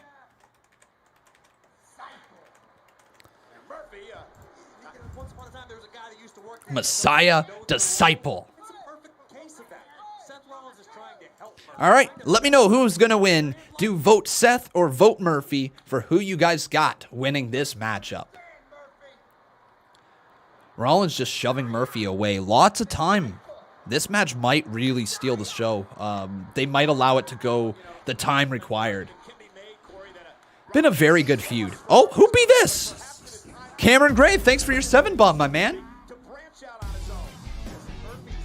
Bow, bow, bow.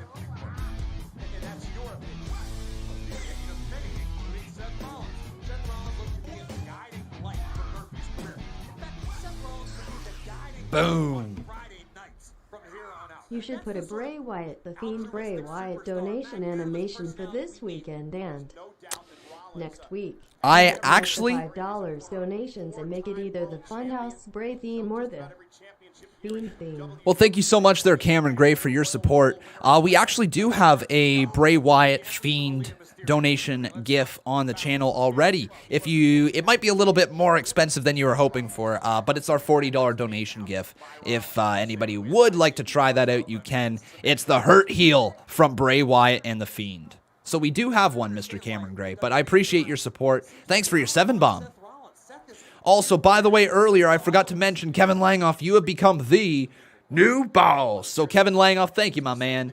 That makes you a 3-time Boss Battle champion this month. Boom. Some people are followers. They will flock to a man like Seth Rollins. Hey, Jacob Toon. The Usos and Tamina should join Roman, in my opinion. That faction would be awesome, managed by Heyman. I mean, Jacob Toon, it's not the worst idea. You know, I'm not sure if Roman Reigns does truly need a faction, but it wouldn't be the worst thing in the world either. Factions create easy stories to tell, and fans sink their teeth into stories. And if there's a good story, that's when a fan cares about the match.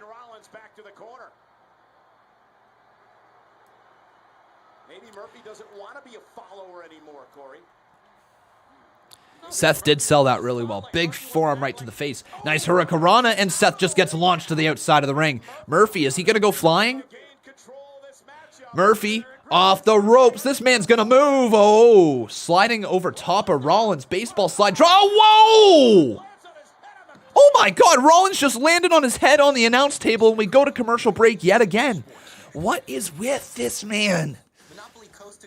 Conman doesn't want to rant and doesn't want to nitpick, but my God, WWE. Why are you constantly delivering high spots and cutting to commercial break? I can't comprehend it. Why? Like, time your commercials better. Don't go to commercial on a high spot. Do it at a moment when fans aren't interested in the match. Like, come on, WWE. They do it all the time. I cannot watch the show without really being felt like I'm being taken out of the action every time a big spot happens. Like, God, man. Like, I know live TV is so difficult. You have to time everything. The performers have to be on the ball as well. But here's a little tidbit of information. How about we tell the performers, hey, deliver a suicide dive, get your person back into the ring, go to the cover, hit the 1, 2, 3, lock in a rest hold, and then we'll cut to commercial break. Is that too hard? Is that too difficult? It does not seem like it's a difficult...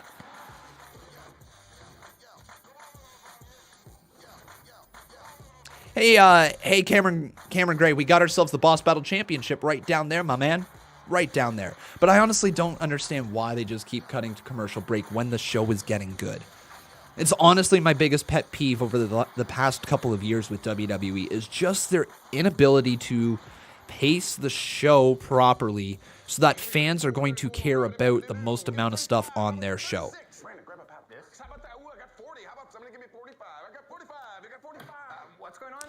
Oli Kuther says they always go to commercial on good parts, just like movies and TV shows. People says it's called a cliffhanger, but here's the thing you guys aren't comprehending. The cliffhanger is used to try to get more people to watch.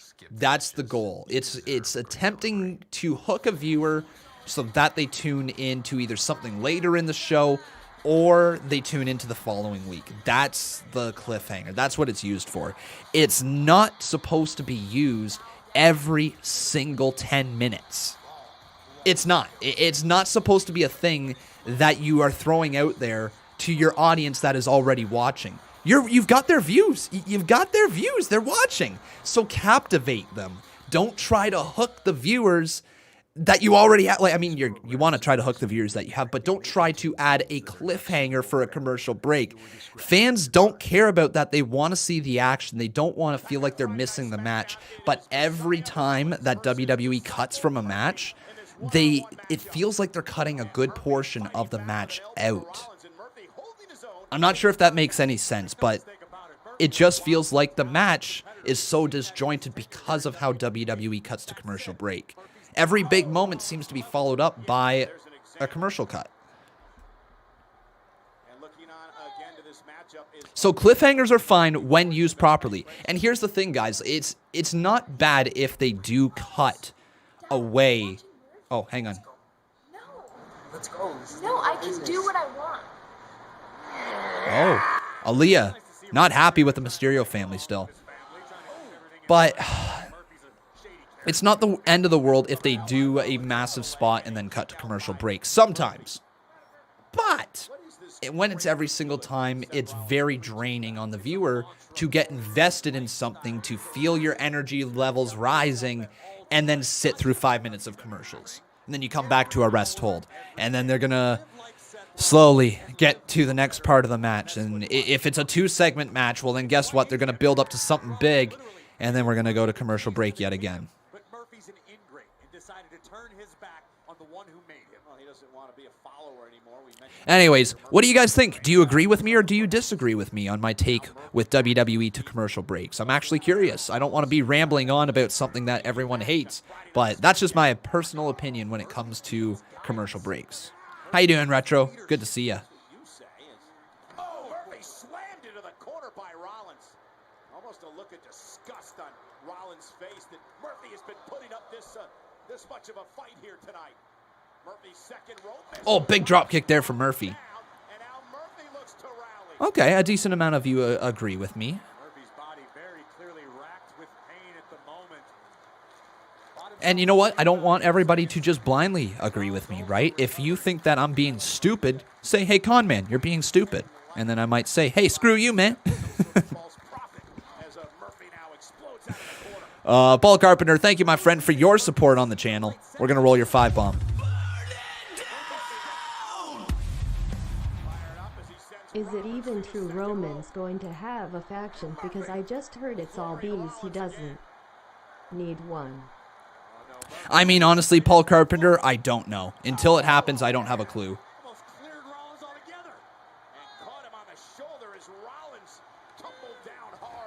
Con man, don't ads bring in the money? Isn't that why they do it? I don't have a problem with WWE cutting to commercial break. It's all about pacing of the show, though. It seems like 9 out of 10 suicide dives lead to a commercial break. Oh, what's this? What do we got over here? Cameron Gray, thank you, my man. Look at this. Put Boss Champion stickers on a Walmart toy belt. But this should help pay for it. Interesting. We do have the championship there. I see what you're saying, my man. We might look into doing something like that. Well, thank you, Cameron Gray. Da da da da da da da da da da da da da da da da. Oh, but thank you, Cameron Gray. Boss Battle Championship, an actual physical belt.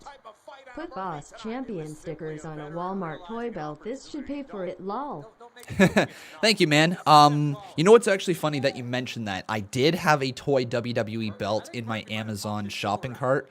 I was thinking of getting it. I honestly had about $250 worth of props in my Amazon cart the other day, and I almost went through with it, and I'm like, you know, maybe not at the moment. Maybe when you're just in a little bit more of a secure position. But I might have to follow through with it, to be quite honest. 2, kick out there by Murphy. Hey, Peyton Cash, your blue circle now. That's awesome, dude. Welcome, my man. Is it resilience or is it mercy being shown by Seth Rollins? Murphy has a lot to prove. But with that, everyone, we've got ourselves a new boss, and his name is Cameron Gray. Thank you, my friend. Oh, God, down goes Murphy. If it wasn't injured before, it's Mysterio. Murphy is in deep trouble. That one I like. That one I like. That one I really like, okay? That was a decent way to cut to commercial break. Want to know why? There was a high spot followed by low drama. And that's the way you got to cut to commercial break. High spot followed by low drama. What I mean by that? A pinfall. A promo. A close-up of the tag team partner in agony. Something. You got to have something that is going to take your mind off of that high spot that just happened and draw it to the story. The story being Aaliyah's concern over Murphy. Murphy's hurt. Show a picture of Aaliyah worried. That's enough low drama to get you more invested, to get you thinking during the commercial break, as opposed to, oh, come on, I want to keep watching this match. Right? There's a big difference between I want to keep watching this match right now to, oh, let me think about the overall story for the next 2-3 minutes, where they're potentially going with this story, and then we're going to come back to the actual match. Cameron Gray, thank you, my man. Welcome to Team Green. We're going to have ourselves a little bit of sweet knees up in here. Let's get it. Monopoly Coast to Coast at McDonald's is back. In about 5, 4, a 3, a 2, a 1. 0.5. There you go. Close enough. So, everyone, if you don't know this song, well, it's about to get really cringy up in here. All right? All of us are going to sing a cringe song together. If you don't know the lyrics, you're going to learn them. So here we go. Let's do it. 3, 2, 1, let's go. Sweet knees are made of these. Who am I to disagree? Woo! Cringiest song on the planet. There you go. Changed one word from that song. I never do anything less than 100%. Me neither. I make 100% of my leg days. My hair looks this incredible, even in 100%. And then we got ourselves a follow-up donation from Paul Carpenter. Thank you, buddy.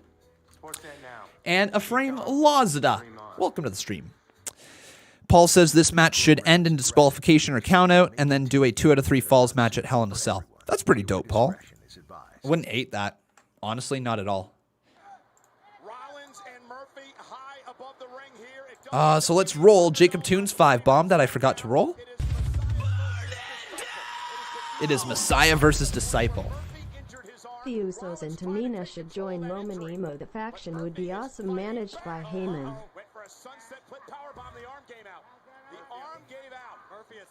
Oh, what a super kick to the face of Rollins.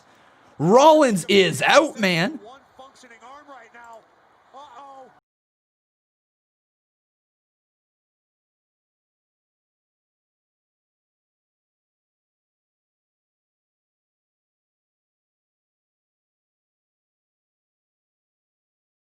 Goes crashing down to the ground.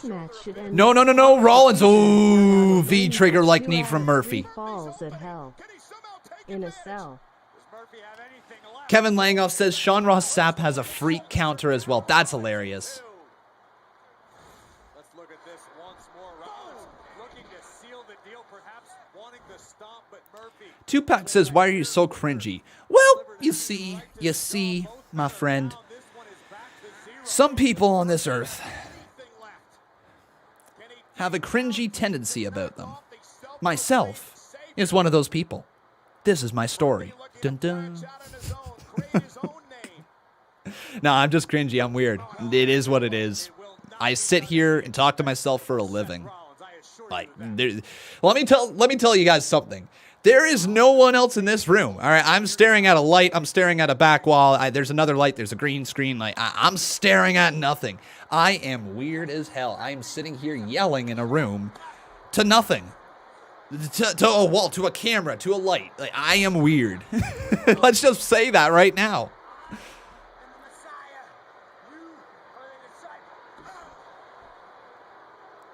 What a right hand to Murphy, though. And once again, folks, you can vote for who you think is going to win this match. Do either vote Seth, or vote Murphy. Murphy, what a forearm to the face of Rollins.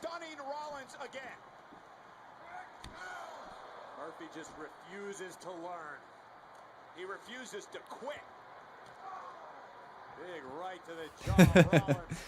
What a forearm. Back and forth, man. These two are just throwing everything. Uh-oh. TJ Young says, Con, I think Seth Rollins will take Murphy's eye out. That could be dope. Could be kind of dope. Oh, inside cradle. What a reversal. 2. Kick out. Big forearm there. Transitions into the Falcon Arrow. That might do it. Into the cover. Count of 2. Murphy, man. Kicking out. Very good match so far. Very good match. Let's take a look here, though, Wesley Conklin. Becky Lynch broke her nose in the Monday Night Raw before Survivor Series because it happened right here in Kansas City at the arena now called the T-Mobile Center, but at the time it was called the Spirit Center. Well, thanks for sharing that tidbit of information, my man. Do you think that McIntyre-Orton feud should have ended at Clash of Champions? Yes, I believe so, but you never know for sure, right? And Arthur Lucas, how you doing? Welcome to the stream.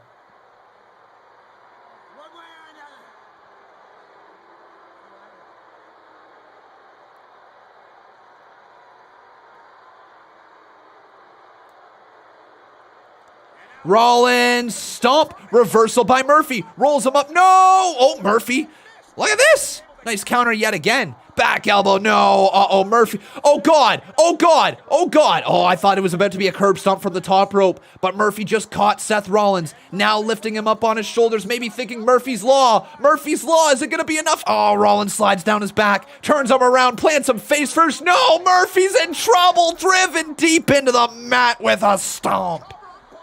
2. Rollins beats the Disciple. Wow. Clean. Clean. Okay, what I'm going to guess is going to go on here. Rollins is going to beat down Murphy. Aaliyah's going to come out and save Murphy, either diving over top of his body, and maybe Rollins even hits Aaliyah.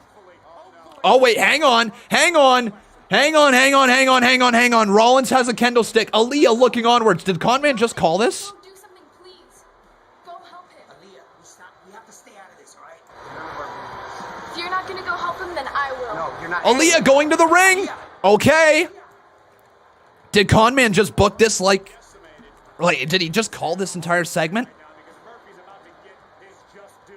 Okay, so Rollins has a kendo stick. Once again, my guess is Rollins is going to try to beat down Murphy. Aaliyah's going to throw her body over top of Murphy, saving him. Rollins might hit Aaliyah. I don't know about that one. But Rollins stalking his Disciple. Is Aaliyah coming to the ring? Is she going to save him? Oh, here comes Aaliyah. Why don't you walk faster there, sister? Rollins just realized it. Rollins just realized that Aaliyah is out here. Look at that smile. Where's your backup, little girl? Oh, Murphy's in trouble. Murphy getting beat down. And Aaliyah throwing her body over top of Murphy like Conman calls it. Rollins staring her down. Here comes Dominic. And Rollins gets out of the ring.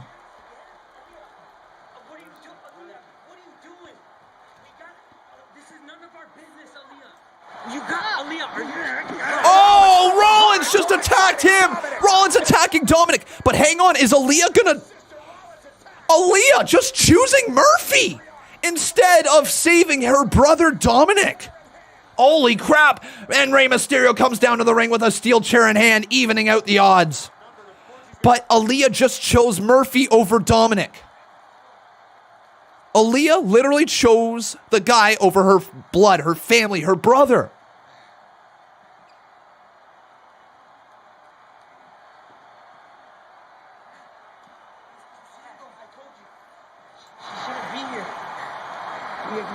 She shouldn't be here. You'll say it. Bro, she came out here to support you. She came out to support you.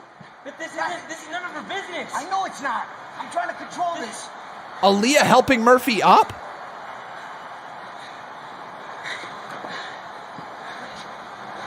Aaliyah?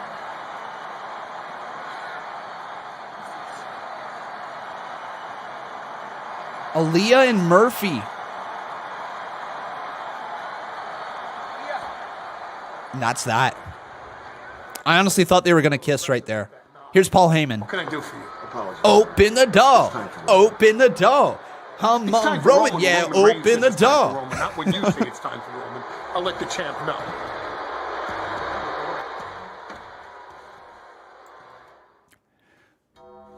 One of my favorite segments there was when Jey Uso was just knocking on the door. Open the door. Come on the door. Open the door. Yeah, open the door.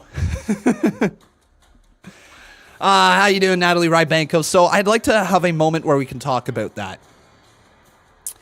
To anyone who, and this is not a shot at you, Natalie Rybanko, everyone's allowed to like or dislike whatever they please. Here's just the reality of it.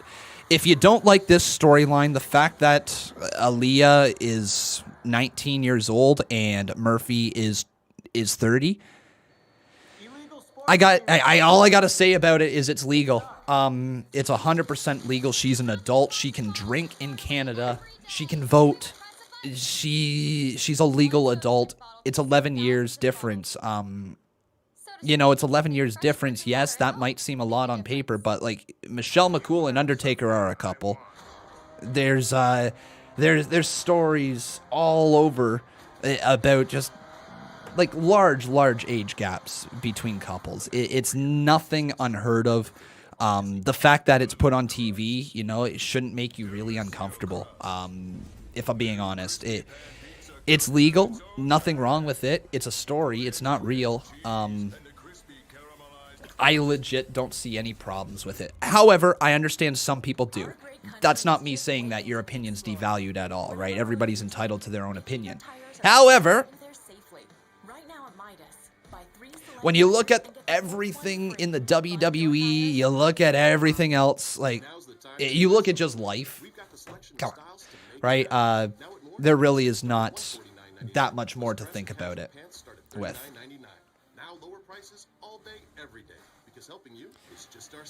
Here's the thing, even if it was 19 and 40, you might find it gross, you might not do it yourself, right? It might not be your cup of tea. Doesn't mean that it isn't out there. Doesn't mean that it doesn't exist. Doesn't mean that people that are that age can't be happy. You know what I mean? Age is but a number, and as long as it's legal, which this is in this situation, there's nothing wrong with it. You might not want to be in that position yourself, and I totally understand, right? But yeah, it's a storyline. But I appreciate your conversation piece right there, Natalie Rybanko. Trey Lucado, how you doing? Says, whatever happened to the Lucha Underground stream? Because I thought you were going to stream that way before SmackDown. Great question. This is why I advise a lot of people to follow our Discord server. Sometimes there is announcements in the Discord server that I don't make anywhere else. Lucha Underground, I moved off of this week, I should say. I was going to do it. My voice was a little shot after the Conman Universe live stream last night. And I decided, you know what? I'm going to take Lucha Underground off. I'm going to still be live for SmackDown, and we'll cover everything then.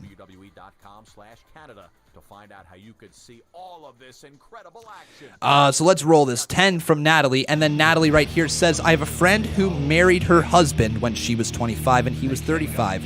She's 42 now, and they're still married. So a difference of 10 years is okay for you, but 11 isn't. And it's because she's 19. You would think it'd be fine if there was 25, but it's because she's 19. It's a story, though, right? Like, I mean, it's still legal. And you know what, Natalie? You might not like it yourself, right? And that's okay. Like the storyline. She's young. He's 30. It's legal. It happens everywhere. It's not uncommon. I could probably float through Facebook and probably find some people who are 10, 15 years apart as well who are dating. It's really not that big of a stretch. It's because she's 19. If she was 20, people wouldn't blink an eye. It's because she's 19. But at the end of the day, she's legal. So is Murphy. They're both legal, consenting adults. Plus, it's a storyline. It's a storyline. I mean, we celebrate Modern Family, right? For what is it? Modern Family, the TV show, and they have what? How old is that one dude, and how old is the wife? Like a difference of like 20, 25, 30 years on TV, however many difference of years it is, right? Like that's a big TV show, Modern Family, with like a large age gap there. So WWE can do it as well for this.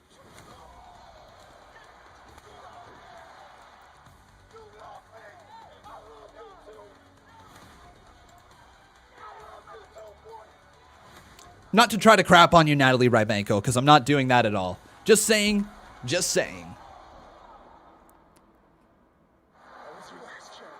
Ross Block says, I think the camera is delayed with the sound. Oh, okay. Here comes Roman.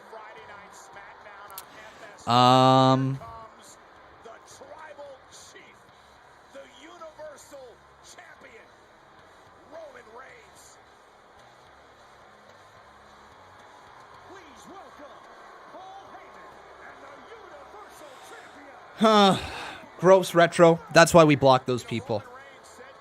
But Roman Reigns is going to show up and win, he says. Do you think Roman Reigns shows up to Hell in a Cell on Sunday and just wins? Is it going to be that simple? And DeAndre Crouch says, when is his new theme song coming?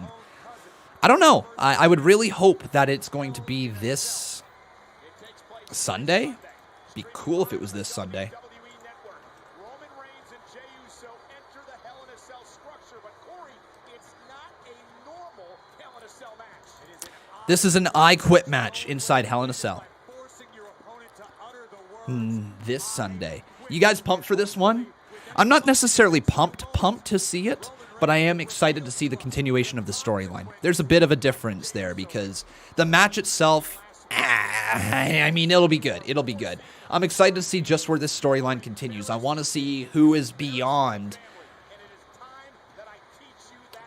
Jey Uso. I want to see who's next. I would personally love to see Samoa Joe versus Roman Reigns next. I think that has enough backstory to make it work.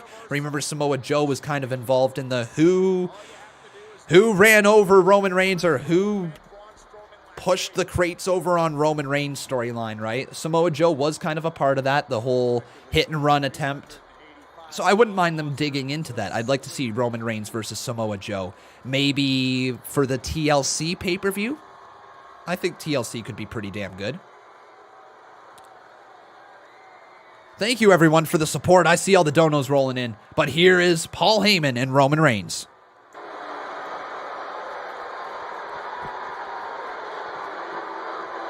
Yo, Tribal Chief. Oh, Tribal Chief. Jey Uso's in his room? I'm up in the Tribal Chief VIP suite. And what do we got here? We got some tribal cheese, we got some tribal raspberries and some H2O. I bet it is great to be the Tribal Chief. I bet it's better to be cousins with the Tribal Chief. At least it was.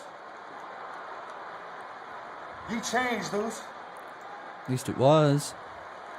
You got your head so far up your Tribal Chief ass, you done lost connections with yourself and with our family. Ooh. But who am I to ask, right? Wait a second.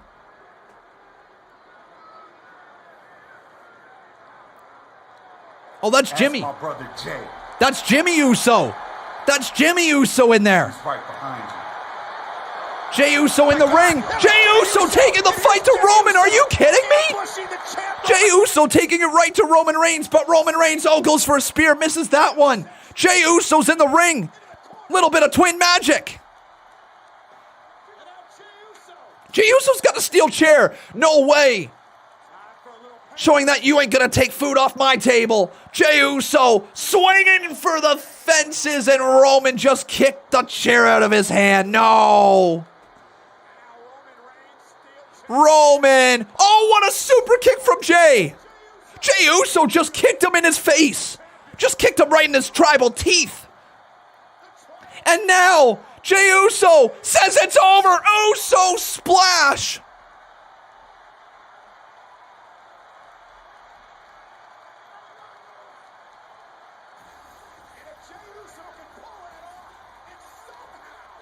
Jey Uso just beat down Roman.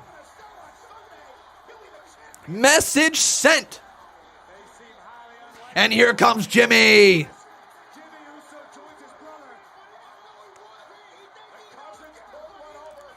Oh, that helps. That helps hype up Sunday. I'll take it.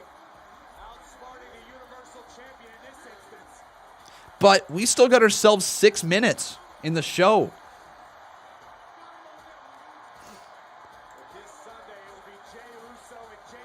Is there anything else? Or is that the end of the show? Oh, Roman Reigns asking for the microphone. Uh-oh. By the way, everyone, stick around if you're waiting for your donation to be read. We will read it after the show. It's all just games, huh? It's fun. Oh, come on. Don't cut out on me. To you boys. Because you don't understand. I understand. If you make me quit, I'm not the Universal Champion. I'm not the face of the WWE. I'm not the head of the table. I'm not the tribal chief. I'm not the provider of generations and generations of our bloodline. If you can make me quit,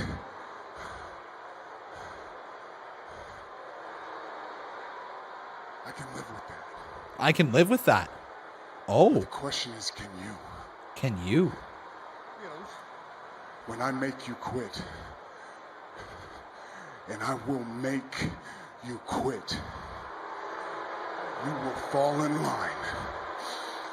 You will take orders. You will acknowledge me. You will respect me for who I am in the WWE and all that I do for our family. Damn. If you just can't, then you're out. I'm out. And not just you. You brought your brother with you. He's out too. Your wives, your children, your children's children are all out of the family. Who are you? What? Who are you? What? We will all turn our backs on you. I get it. Okay. Those are your consequences. Okay, so I get it. I get this.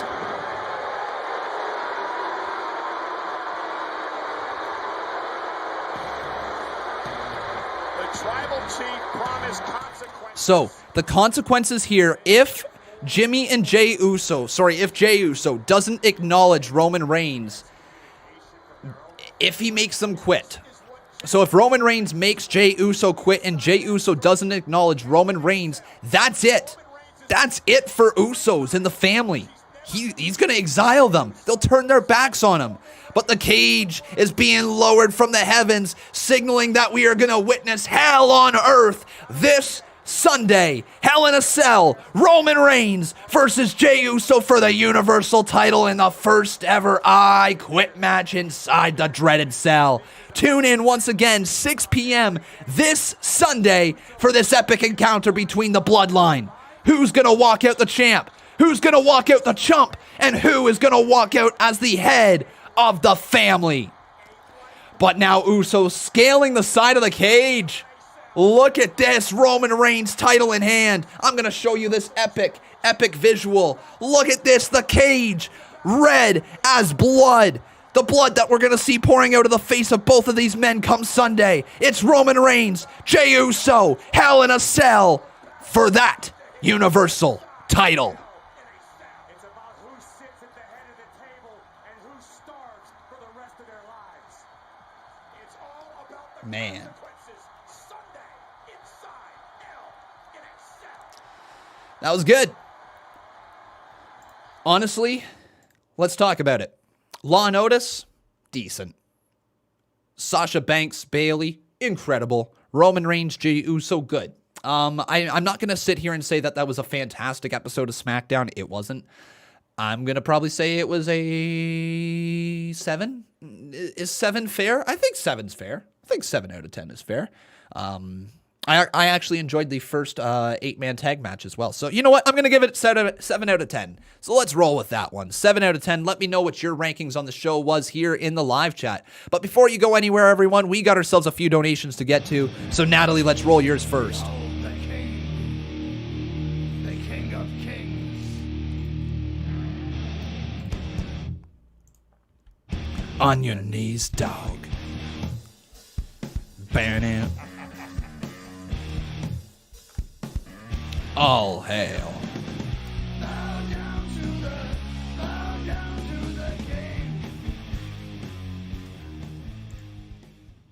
I have a friend who married her husband when she was 25 and he was 35. She's 42 now and they are still married. However, 19 years old and 30 is a little too much. Yeah, we're just going to blow past that one now. If he was 25. Jason Barker, thank you, my friend. He says, hear me out. Imagine if Jason Jordan and Chad Gable had a tag team and Kurt Angle was the manager. I would have loved to see that back in the day. In fact, I thought that's how they were going to perform with the Imagine if Jason American Alpha. Jordan and Chad Gable had a tag team and Kurt Angle was the manager. Yeah, it would be cool. It'd be pretty neat. Todd0864, thank you, my friend, for your 10 bomb right there. Am I excited for Hell in a Cell? Yeah, I am. I'm looking forward to it. By the way, reminder to everyone watching, I'm going to be live tomorrow with UFC at noon. All right, noon Eastern daylight's time because it's not quite yet November. So EDT, noon. I'm live tomorrow, okay, everyone? Noon. We're live with UFC. Going to be good.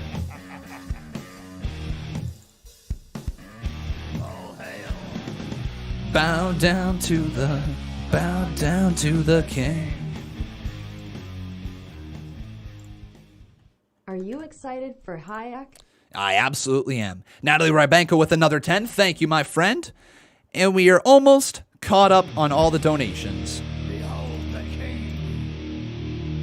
king of kings. Jason Barker, my man, did you become the new boss? You did. You're a 14-time champ. 14 times. Burn out.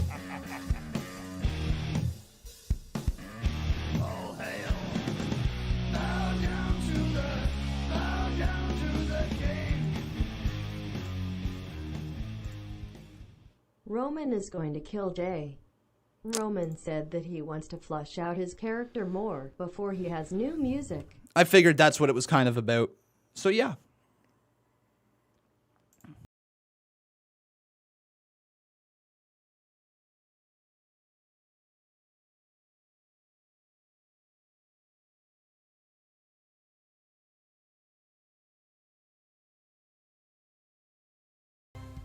What if roles were reversed where a 19-year-old boy was in love, had a relationship with a 35-year-old woman, say school teacher? What if roles were reversed? Nobody would bat an eye to it. In fact, they even have a name for women who go after younger men. It's called a cougar. And they're celebrated. There's TV shows, all this stuff. Damn! Thank you, Cameron Gray. I will see you on Sunday, Mr. Cameron Gray. And then the last donation of the day is to Jacob Toon right here. Says the Usos are the best tag team in the world, in my opinion. Hard to argue. It is hard to argue. They are phenomenal. But I believe that's going to wrap everything up for us here today. Thank you guys so very much for watching. I really do hope you guys enjoyed. If you did, please make sure you leave a like on this video. Also making sure you are subscribed. Once again, we're going to be live tomorrow for UFC. Khabib is fighting Justin. All right, Justin Gaethje versus Khabib Nurmagomedov. Nurmagomedov? Something Nurmagomedov? Nurmagomedov. Something along those lines. It's going to be pretty fun tomorrow. So we're going to be live at noon Eastern, I believe. we might throw a couple bets on the fight as well, just to get us a little bit more excited. So I might need some of your guys' help for what we're going to do for placing bets tomorrow. Going to be lots of fun. But yes, tomorrow, UFC live at noon right here on this channel. Going to go until about 4:30 p.m. Eastern Standard Time. And then on Saturday night, we're live with Impact, Bound for Glory. Sunday, we're live with Hell in a Cell. Lots of content still to come. If you want to catch up on anything else, check out the Con Man Universe. We're not going to have any reaction clips tonight, so don't worry about those. And I think that's it. So yeah, thank you everyone for watching. I really hope you enjoyed. If you did, once again, leave a like on this video. Make sure you're subscribed. And as always, I've been Con, and that was Friday Night SmackDown.